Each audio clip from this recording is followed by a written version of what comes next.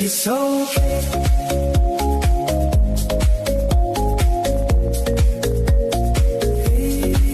It's okay.